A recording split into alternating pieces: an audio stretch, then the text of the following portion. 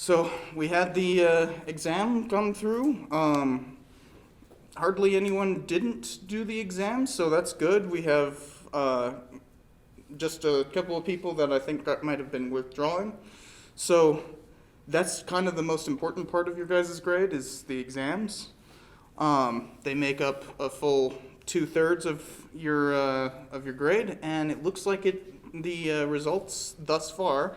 Though Kevin here is doesn't have, he's been going through it pretty quickly actually, but I'd expect about another week or two before all the grades are back. And if anybody has any questions for me, they can always email me. It seems that it is helping everybody thus far though, so on average, people are doing pretty well. So, cool. Also, those who did turn in the reading journals, that's also helping their grades for the most part.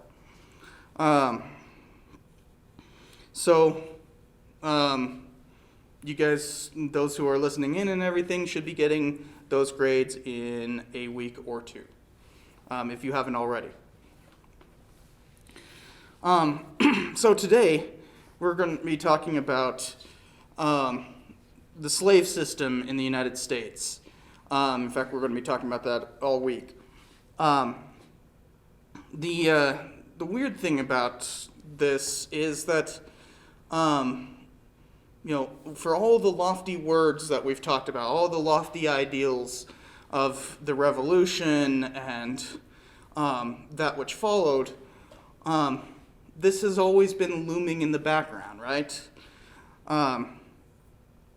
And it really it fundamentally challenges many of the high words that the founders said.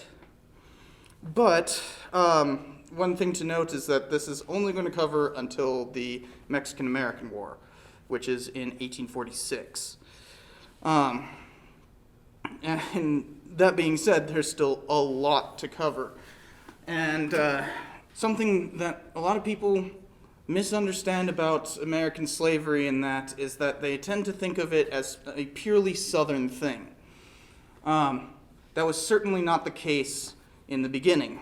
So here is a map showing where slavery was legal in the United States in 1789 after the ratification of the Constitution. You can see New York and New Jersey are all still slave states at this point. And in fact, many of those blue northern states were, in fact, slave colonies all the way up until the Revolution. And many of them passed gradual abolition laws, which we'll get to at the point of the Revolution. But you can also see a steady change really quickly from 1789 to 1800, where it just seems to be that slavery seems to be moving further and further south. And remember that there was that Northwest Ordinance that outlawed slavery in the Northwest and things along those lines. So there was already some anti-slavery attitudes amongst the colonists prior to the Revolution. So really the early story of slavery in the United States is one of it concentrating into the South rather than it starting off as a Southern thing. By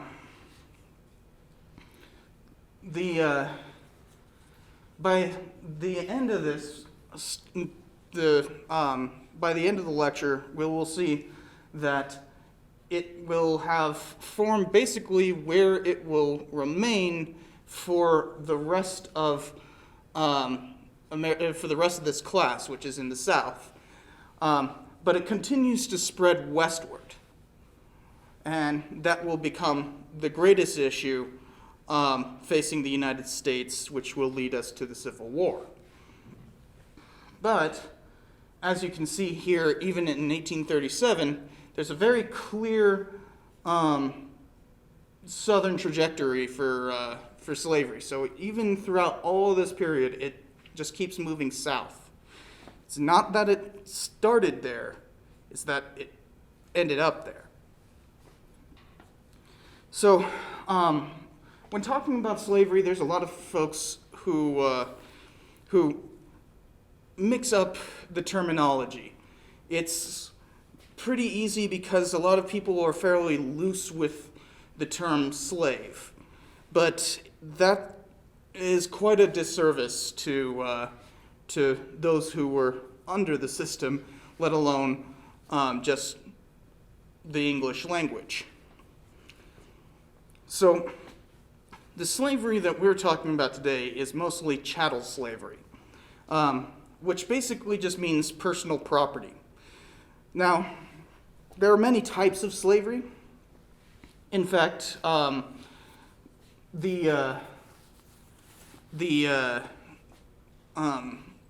had been slavery throughout the world in many different forms, going back as far as we have records. Sumerians did it, the Akkadians did it, so on and so forth. The only reason why there wasn't so much slavery in Europe during the Middle Ages was because they had basically been converted into serfs. Serfdom is not slavery. Serfdom simply means that you are limited to that particular piece of land, and the owner of the land basically has control of your labor, but they do not have you as property. The main thing when it comes to what counts as a slave is that a slave is seen as property. Which leads us to a thing that often gets mixed up with slavery is indentured servitude.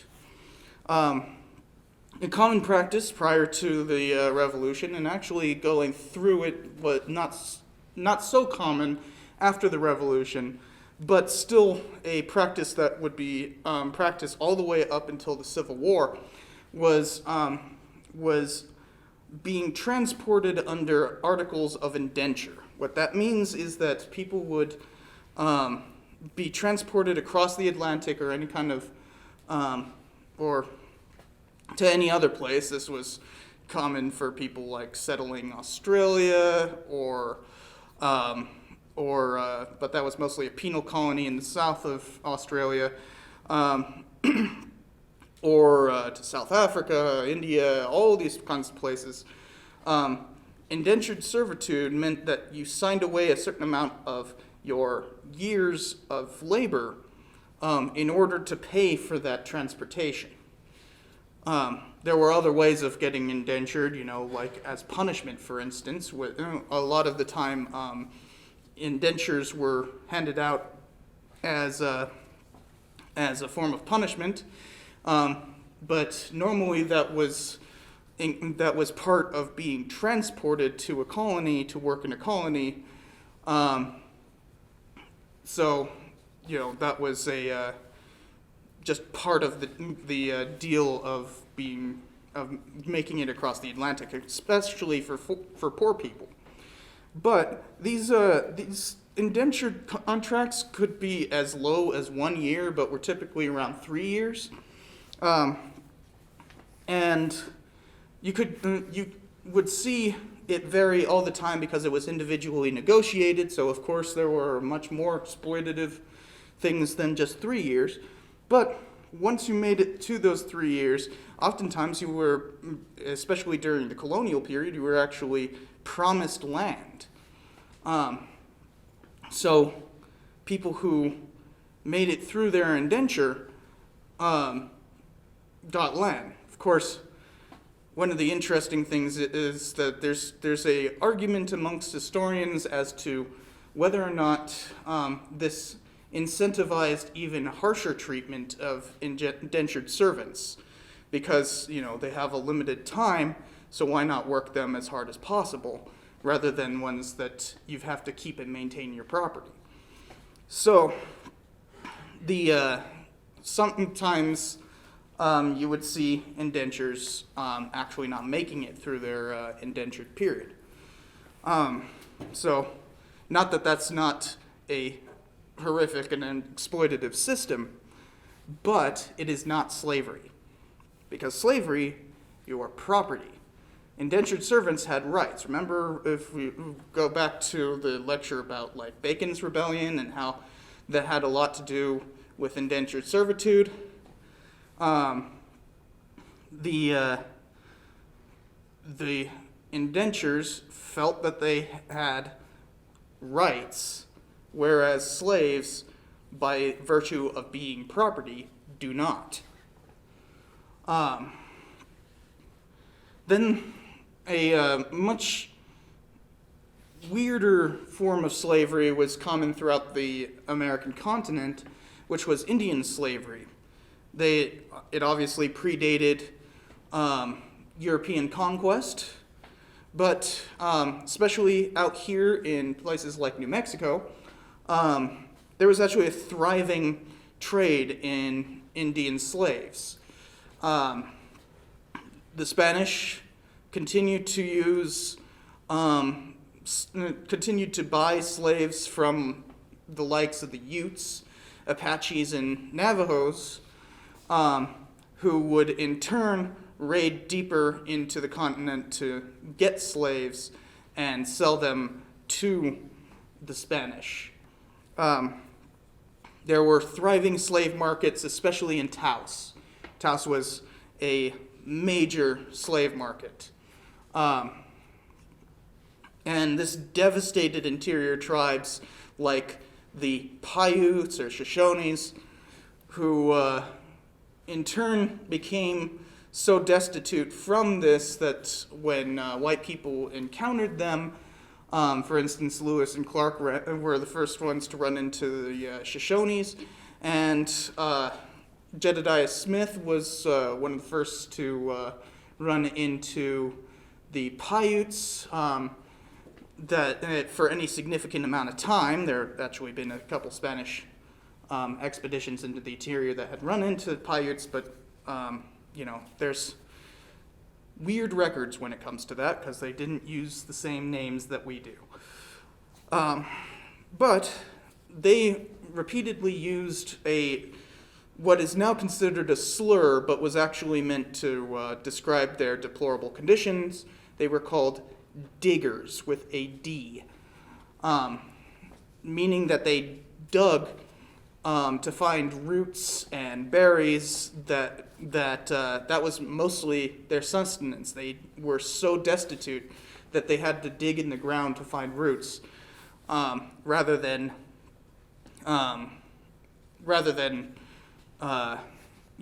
hunting and doing the kinds of things that hunter-gatherers would normally do, because they had been continually raided for slaves by groups like the Utes. So this is a form of slavery, but what's fundamentally different is that there was ways out. So Indian slavery typically included, there's a great book called Captives and Cousins, and the point of the book is to show that there was kind of an in-between ground. For instance, the Spanish had a whole group that were originally Indian slaves and then turned into basically Spanish citizens called generalizados. And they are, in fact, still a ethnic group in New Mexico today. And, in fact, we have a professor who's a generalizado. And that is a legacy of slavery, but that's showing that there was an in-between part where people could be converted from being slaves to citizens. They still were put in a subservient position, but the difference being, it shows a in-between stage, even in the settler world. In many of the tribes, there was even more mobility for slaves. It was very easy to go from being property to being like a wife or a warrior or something along those lines. It often had to do with what the tribe needed at the time. That is not the case in the East. That is not the case in the United States. Slaves were, the only time slaves were manumitted, as in, or freed, manual freeing, manumission, was basically from the goodwill of the slave owner. So literally counting on somebody who is treating you as property purely to look kindly on you. Now we'll see that it actually did become a common practice to manumit slaves.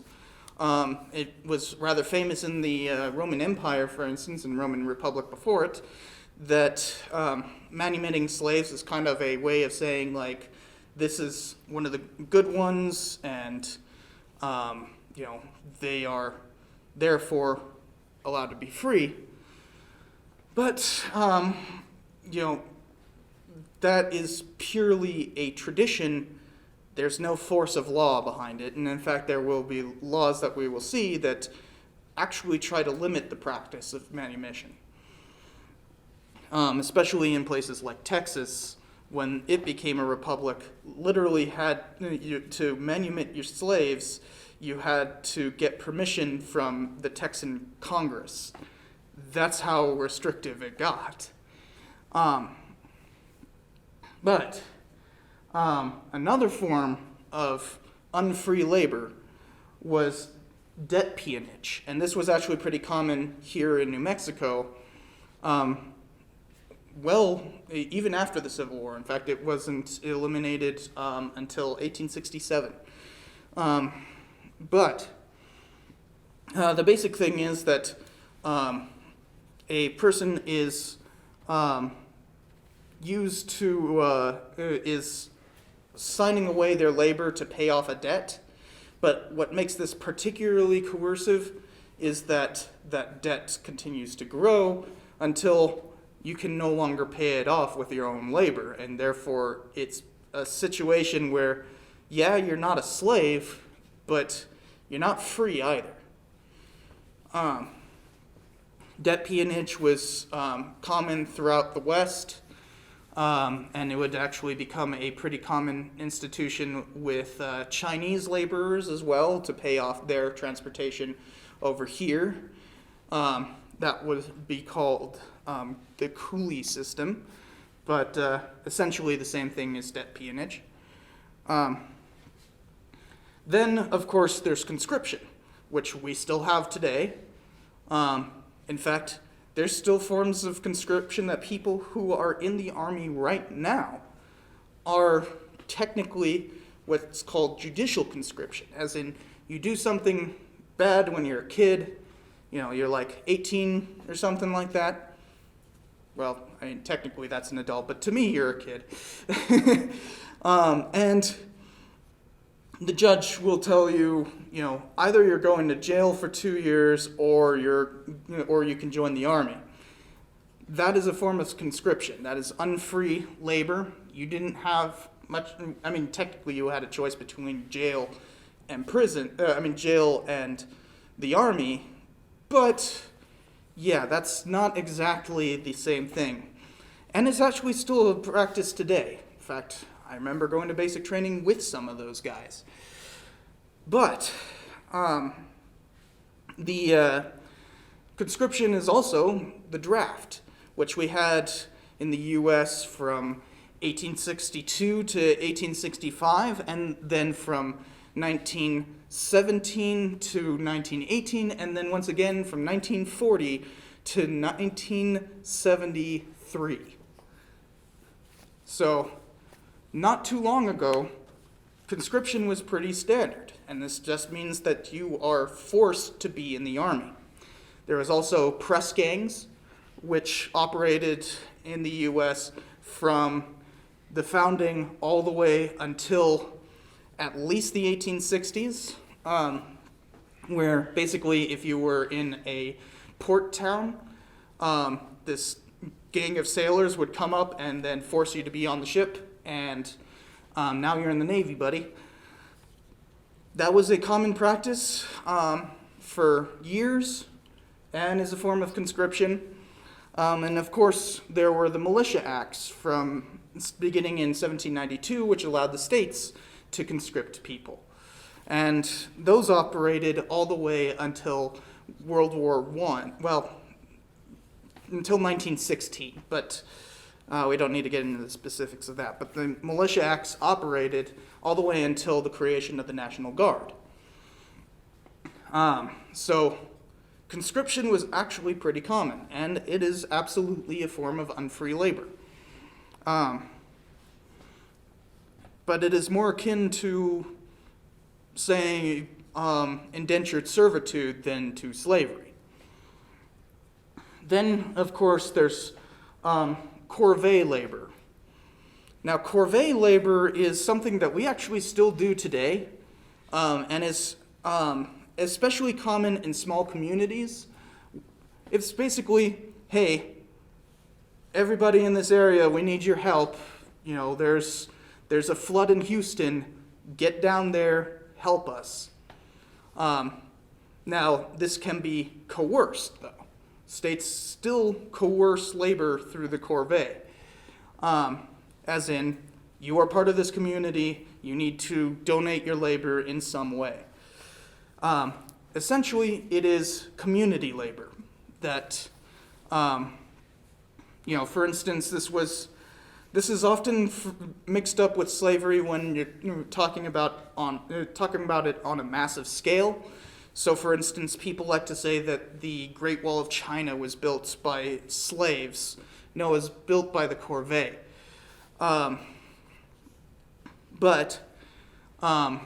When you see it on a massive scale, it starts to look a lot like slavery, doesn't it? But today, when you're just asked to donate your truck to go down to Houston or something like that, that's not seen as particularly coercive. That's just seen as necessary for the community. And finally, there's penal labor. Penal labor is still a common practice today as well. And it is essentially that you have committed some sort of criminal offense and you are being penalized by some sort of coerced labor. A lot of people like to mix this up with slavery, but once again, they are not property, they are not slaves. They are being punished, that's the purpose. It can absolutely be horribly coercive.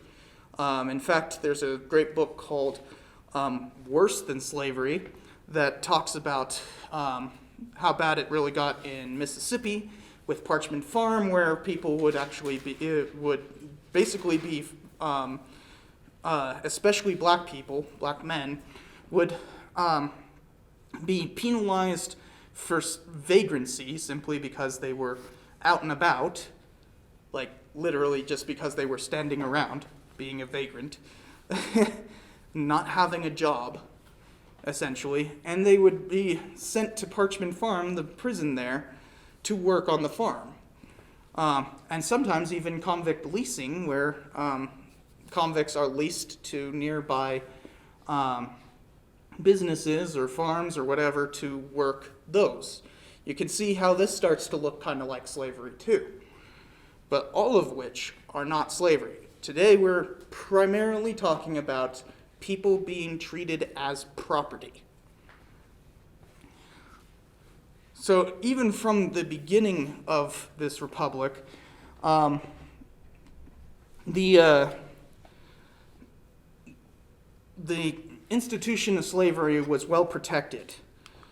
Under the U.S. Constitution, there's actually several clauses specifically oriented around protecting slavery.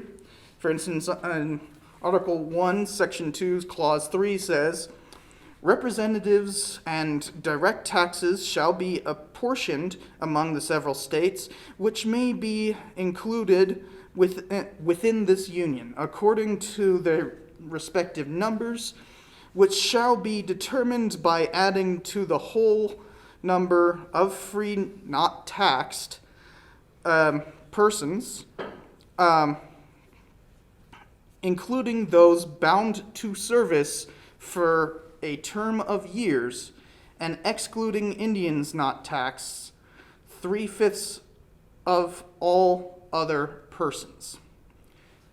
So, when they say 3/5 of all other persons, they're using some weasel words there because they basically said everyone who could possibly be counted, and except for slaves, and then said all other persons. So it's very clearly referring to slaves.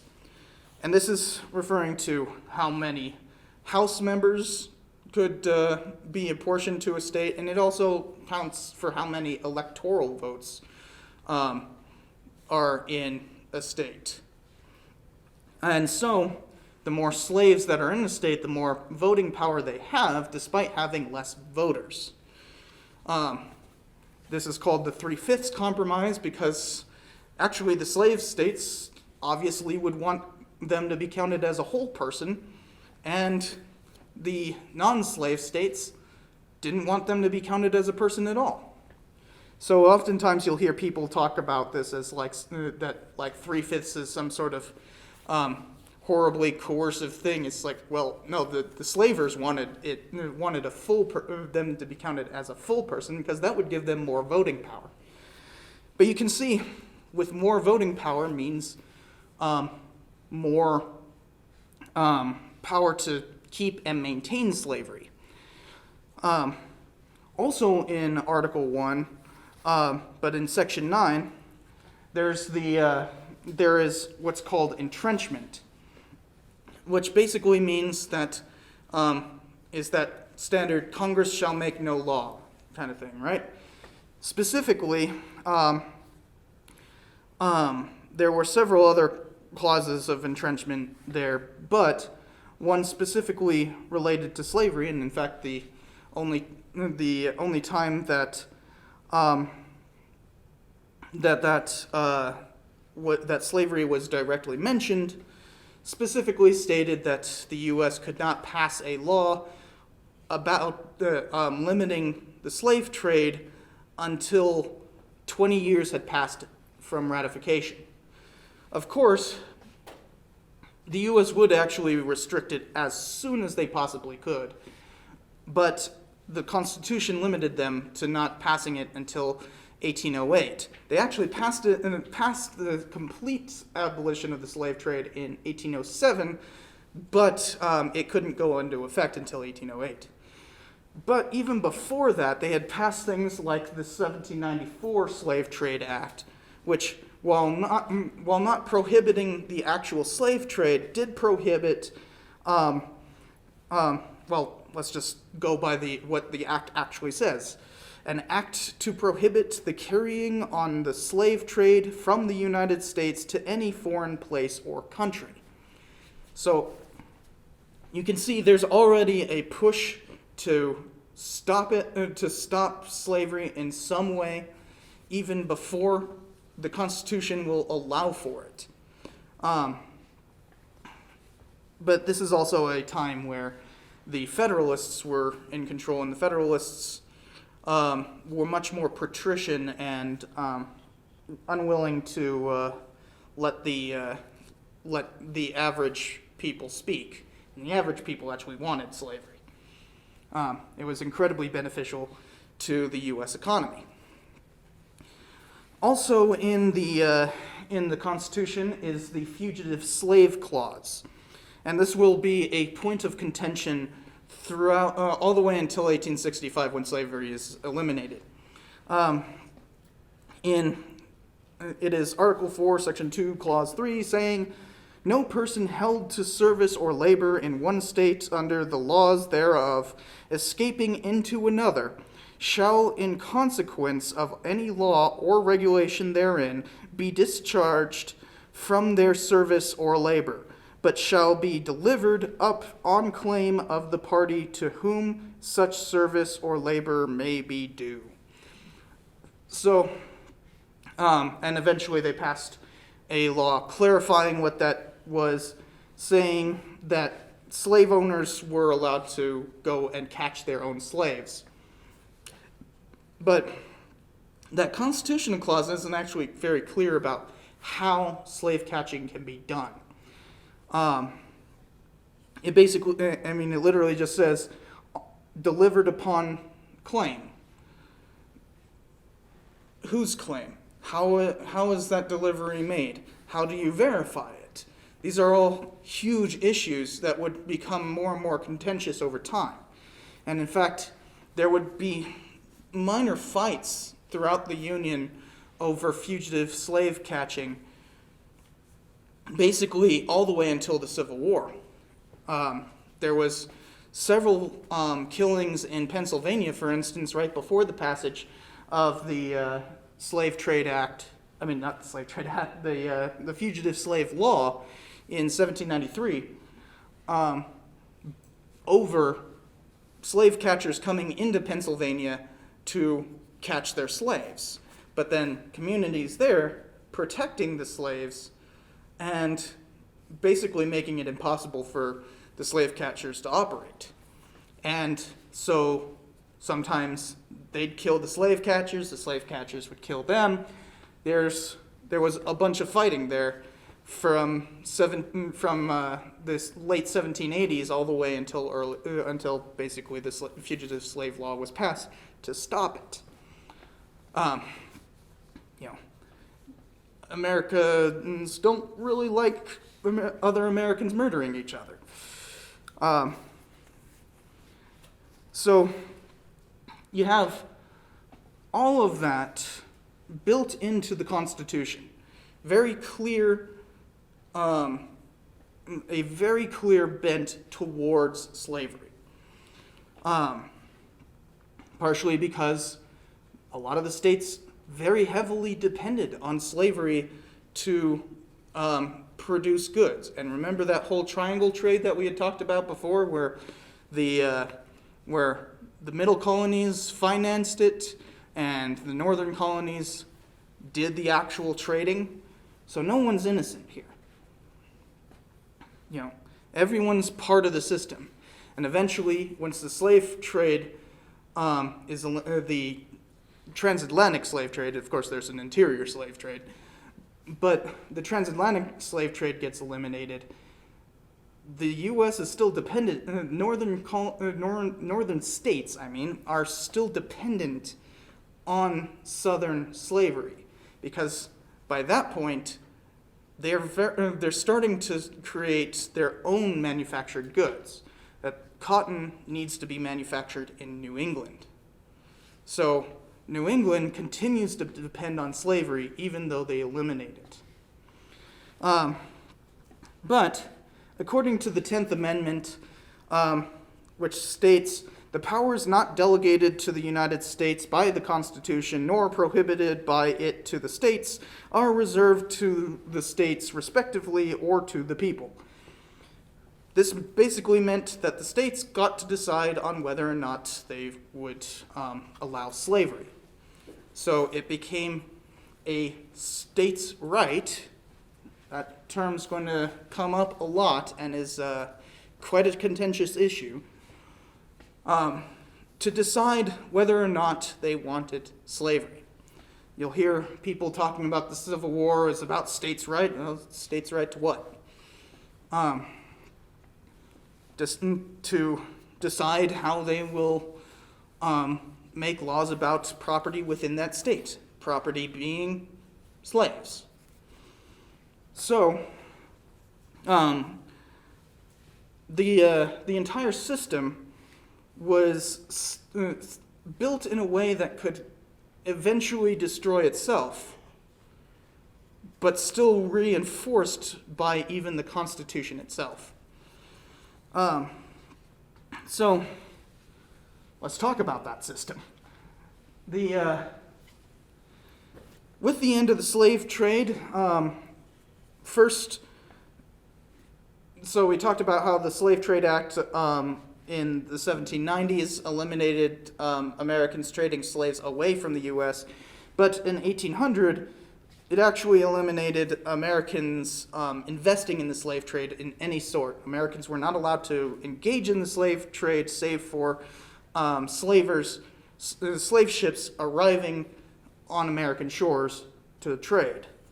Then, of course, there's the 1807 Act that prohibited it, which made it prohibited as soon as it was constitutionally available. And of course, this continued with the 1820 Act to prohibit the commerce of the United States and punish the crime of piracy, which declared anybody engaging in the slave trade to be a form of piracy.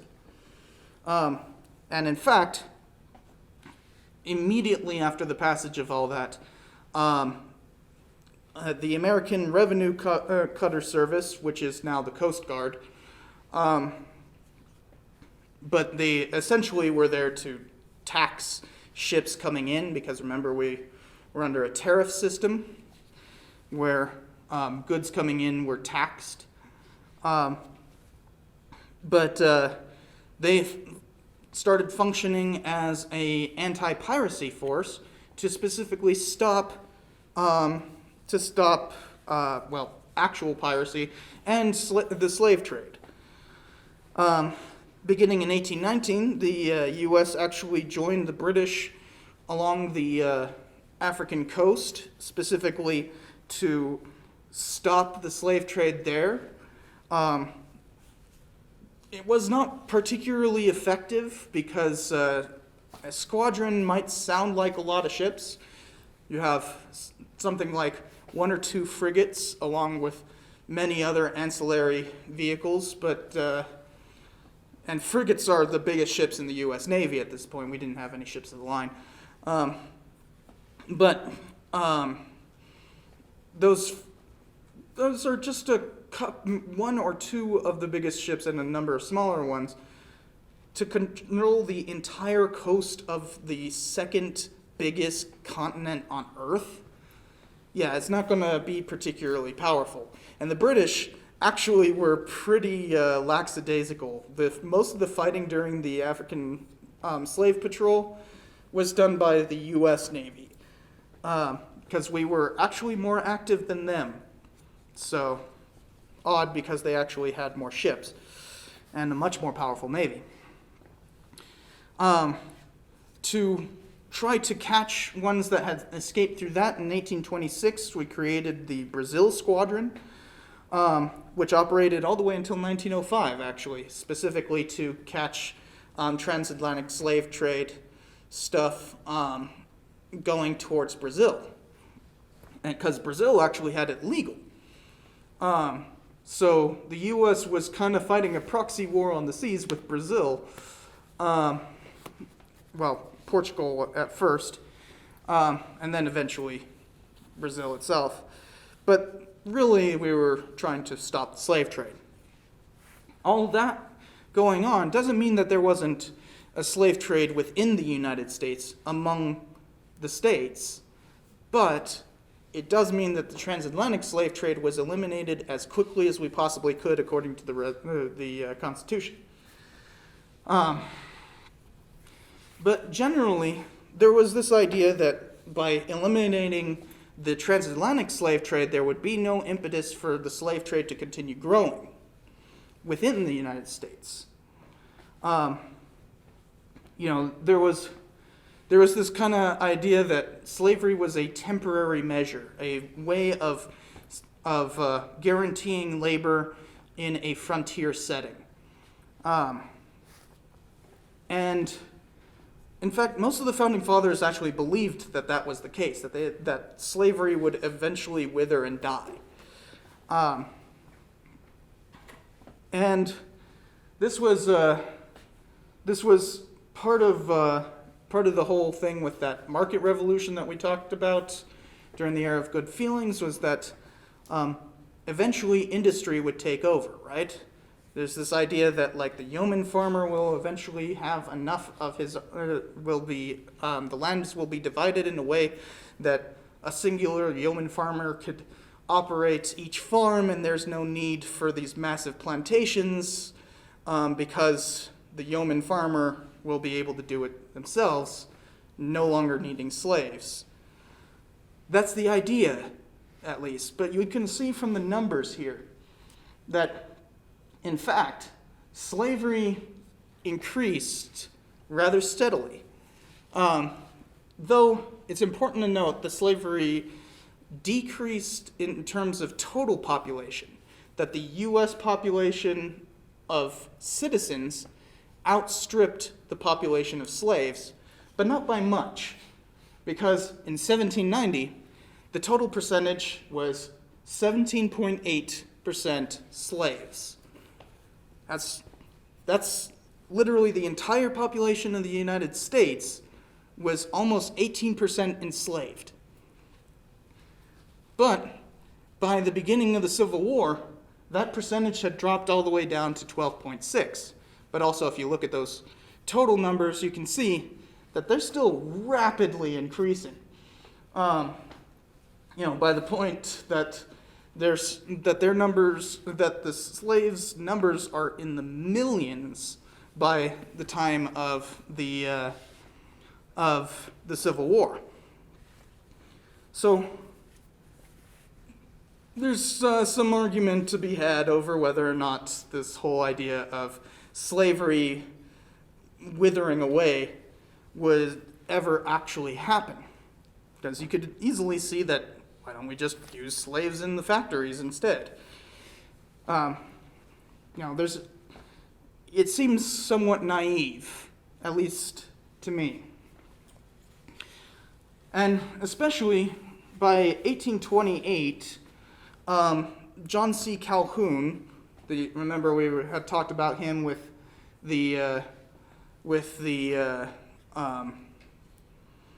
South Carolina and their whole nullification movement during Jackson's reign. Calhoun started using this phrase called the peculiar institution, and talking about needing to protect it from the ravages of time, that it was a peculiar institution to the South. He was referring to slavery. And that protecting that peculiar institution was seen as a cultural thing. So not only do we see people changing over time from being somewhat anti-slave and thinking that the system will eventually wear away, but by the 1830s, they're actively pro-slavery, that they want it to expand because they think it's a cultural institution. It's their peculiar institution. And what a lot of historians like to argue about whether or not this institution would have ever withered away without having to engage in the worst war the United States ever had, was the cotton gin. Now, the U.S. had been using what is called a chukra gin from India, which was invented there in the 5th century AD. So it's actually a very old invention. But that had a mechanism that only allowed for what's called long cotton. So there's two different kinds of cotton seeds. Short cotton is what we prefer for cloth. Long cotton makes really long strands.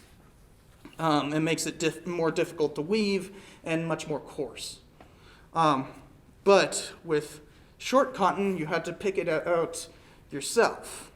It's incredibly labor intensive, and that's why it was kind of going away.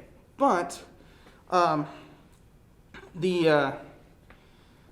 1793, Eli Whitney patented his cotton gin, which became a staple of cotton plantations throughout the South.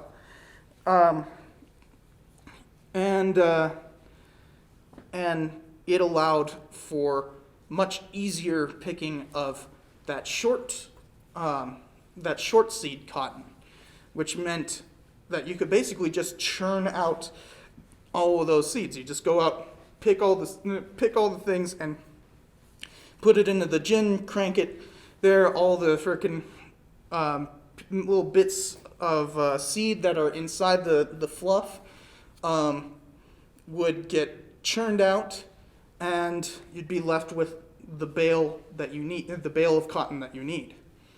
And so then it could be shipped out for manufacturing. And the Industrial Revolution is going on at this point and is incredibly dependent on staple goods, on staple crops. I mean cash crops. Meaning these places that are able to produce cotton, and mind you, there's a reason why it's in the South, it doesn't really grow in the North. So a lot of the reason why the North became free states isn't really moralistic. It has more to do with the fact that a lot of cash crops don't grow in the North. And so there was no need for slavery. It's a very different thing when you're eliminating slavery because you don't need it, as opposed to it being some sort of moral crusade. Plus, they're still dependent on southern cash crops. And Britain was the first to really experience a industrial revolution. It's part of why they became one of the most powerful countries on earth. And the capital necessary for that came from a lot of U.S. banks. So this whole system is very much integrated.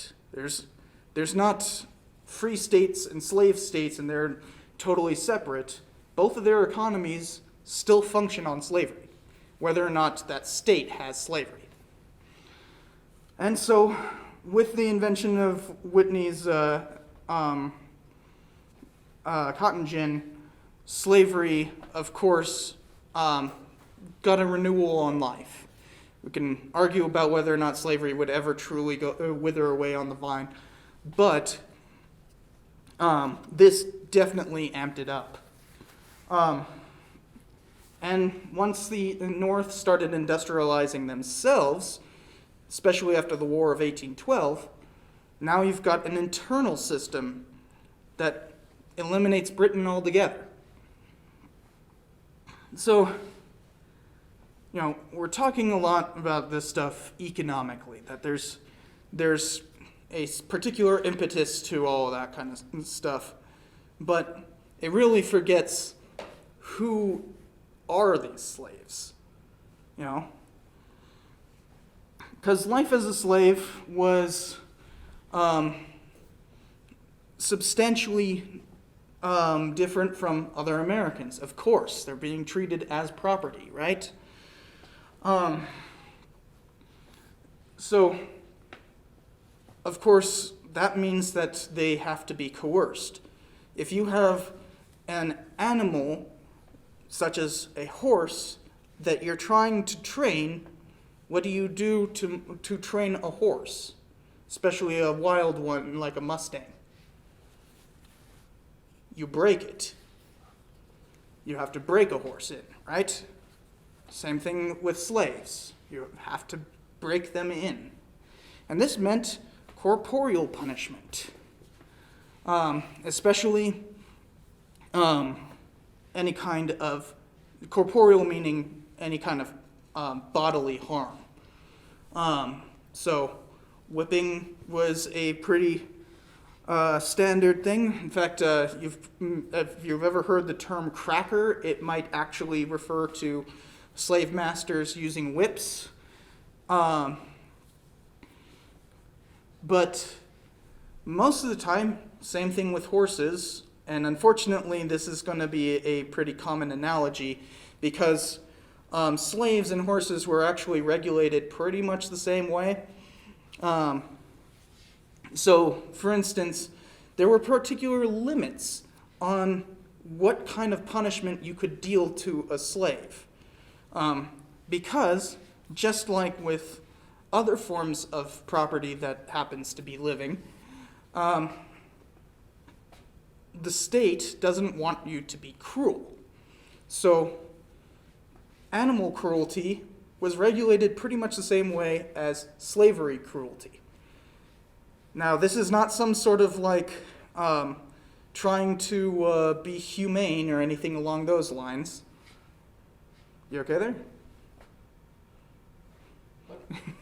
Yeah, looked like you were going to sleep. So, this is not about being humane. This is about protecting property. You don't want to have slave masters whipping their slaves to death, because that doesn't help perpetuate the system. So, while corporeal punishment was absolutely used, and especially when the transatlantic slave trade was still in effect, you had to break in slaves.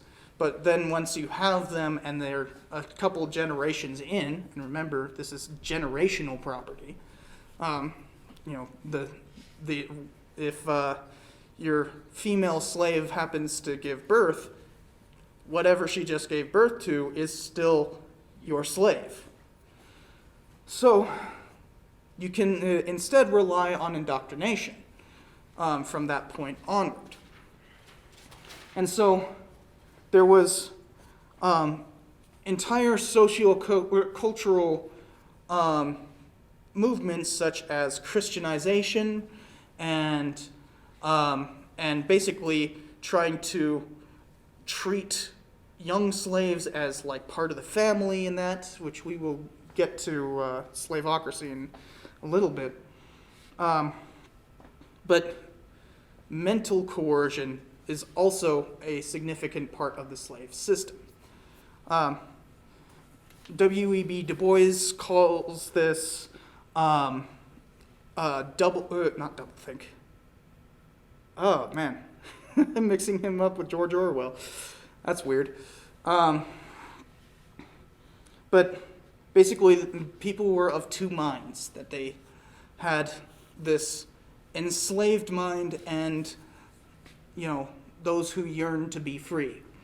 But they had to put on a different face in front of the slave master. So that's how they were coerced.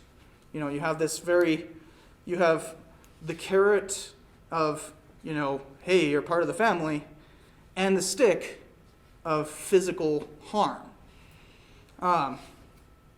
And that's how you can force people to remain in slavery. Also helps when you have an entire system that protects it, such as slave catchers. But we're talking about the slaves themselves right now. And of course, those who, this was all towards their labor, trying to maintain their labor. And of course, there were many different kinds of slave labor. The most common, of course, was working on plantations for cotton, sugar, tobacco, rice. Staple crops such as rice and sugar were actually a lot more deadly than cash crops such as cotton and tobacco. But sugar in particular was by far the most deadly form, and in places like Louisiana, it was actually pretty common all the way until the early 19th century to basically just work your slaves to death. In Brazil, for instance, this got particularly bad, where the average lifespan of a Brazilian slave was 3 years. Yeah, that's how bad it was. Hence why they maintained that transatlantic slave trade for so long, because they were working their slaves to death and they needed a new supply. So depending on what kind of work they were doing, it would be particularly hard labor. But also, the thing about growing crops is that there's a lot of off time. So it meant, for instance, with cotton, you'd have about 3 months of no labor. So there was a lot of downtime. And that often meant that slaves would be rented out. And normally how those kinds of deals worked is actually that the slave was given a portion of that rent.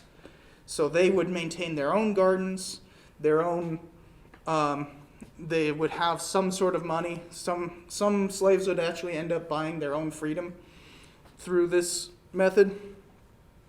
But that's, of course, only if they're working as a field slave. But there's also, the slaves within the house, servants. You'd see a lot of slaves acting as like cooks, as cleaners, and basically doing household chores so that the slave master's family doesn't have to do anything. It was basically house slaves were a luxury. But it also meant that they typically didn't really get any free time, while the working outside was absolutely, working in the field was absolutely harder work. Working outside meant that you had downtime when the crops were just growing. So it's a bit of a give and take. And then there were urban slaves. Construction.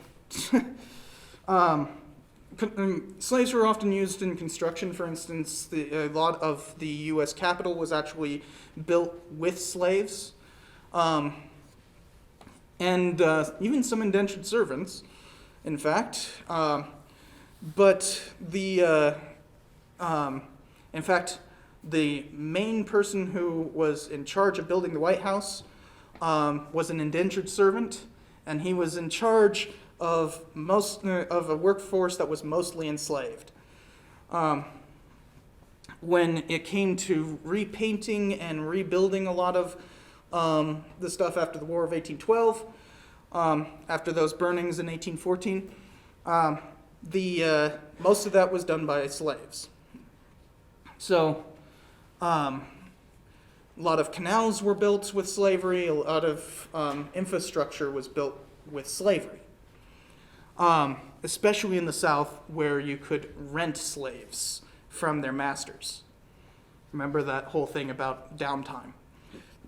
And of course, there were also urban slaves who would work for upper class city dwellers.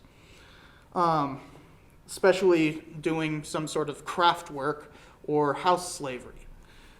So you'd find a lot of enslaved weavers and tailors and that kind of stuff within cities that were nearby plantations that could actually supply slaves.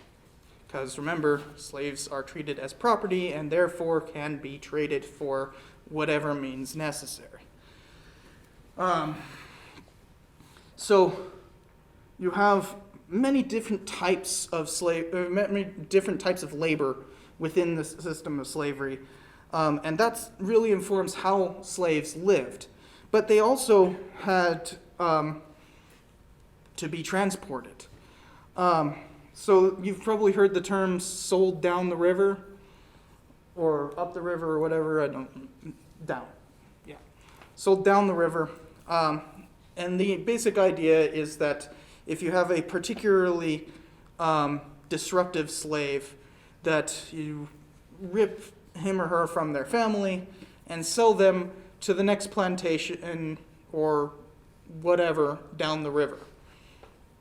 The actual internal slave trade is what ended up really making a lot of people anti-slavery is seeing what would go on in the markets.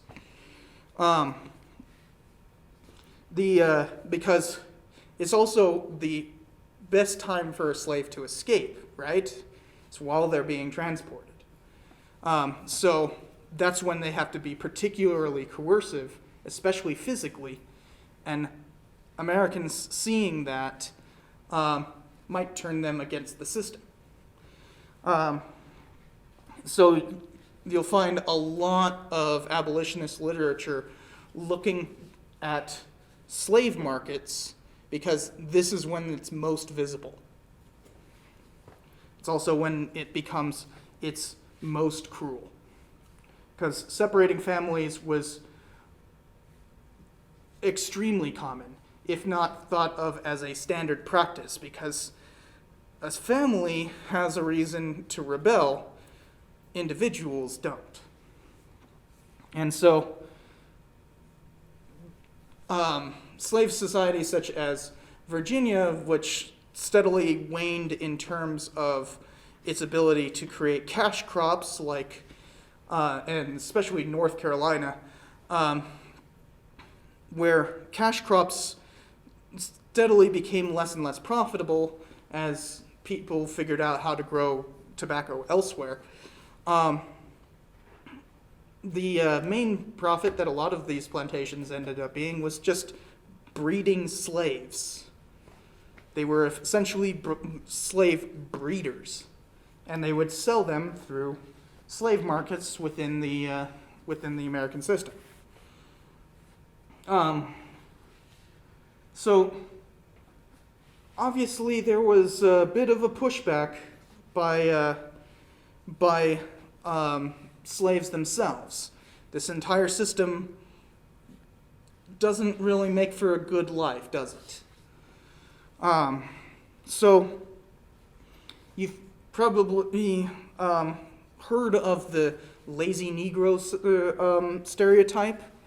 Well, part of that comes from slave owners thinking that their slaves were being lazy when in reality they were doing minor acts of rebellion, such as refusing to work and breaking tools and stuff like that, feigning sickness and exhaustion. Because when you're under a system like this, of course you're going to feign sickness in that. And yet, that stereotype would remain. You could argue that the stereotype remains today, right? That there's still people who talk about the laziness of black people and that, but that actually comes from rebelling. Purposeful rebellion, because the slave owner wants to get as much labor as he can out of them, and yet they want to get as little out, right? They want to give as little. And so they would find minor acts of rebellion, to the point that in most states there was no legal recognition of marriage among slaves, and yet they started creating their own ceremonies in that and tried to make it into kind of a way of avoiding labor, which was essentially you lay down the broom that you're supposed to be sweeping with, and jumping over it meant that you were married. It was jumping the broom was a form of slave marriage that spread throughout the South, and was actually kind of a way of rebelling. Because remember, slave owner has the right to sell off the man and wife to separate plantations, and yet it is a way of limiting their labor. Of course, the other minor act of rebellion was escaping. Now, there's this idea that the Underground Railroad was a clear construct. It wasn't at all. It was a haphazard network of people who were willing to help slaves escape. basically operated from the 1830s all the way till the Civil War. And it was just people who were willing to actively resist slave catchers. Remember, we had just talked about in Pennsylvania prior to the fugitive slave law, there was actually people fighting this stuff. So even before a network formed, there was a movement to push to get people to places where they could get free. For a while, there was a movement to get people to Mexico, and then Texas blocked that. And then there's also, there was a lot of it going north all the way to Canada, because in 1833, they eliminated slavery. So you'd have conductors, such as the famous Harriet Tubman, who would find escapees and ferry them along this haphazard network all the way to freedom. But of course, it's a game of cat and mouse. You've got slave catchers going after the escapees to try to stop this entire network. There's also arguments that this entire Underground Railroad thing wasn't actually as substantive as it's made out to be, that abolitionists used it as a form of propaganda, specifically to try to make slavers believe that their institution was less tenuous than it actually was. But that's more of a historical argument, not something that can be proven. And you also had groups like the Maroons who would who would go and run away into swamps or onto Channel Islands.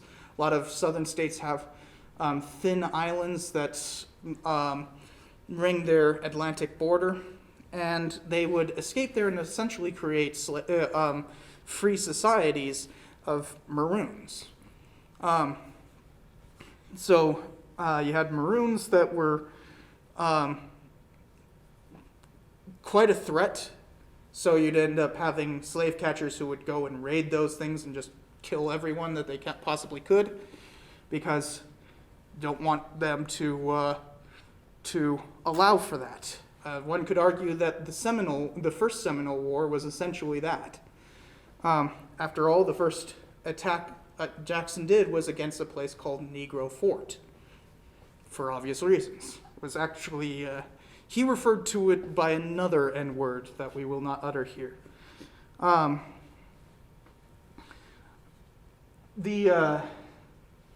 So with this kind of back and forth, this cat and mouse game, the violence of slave catching had to increase as more and more as it seemed like the Underground Railroad became more and more powerful.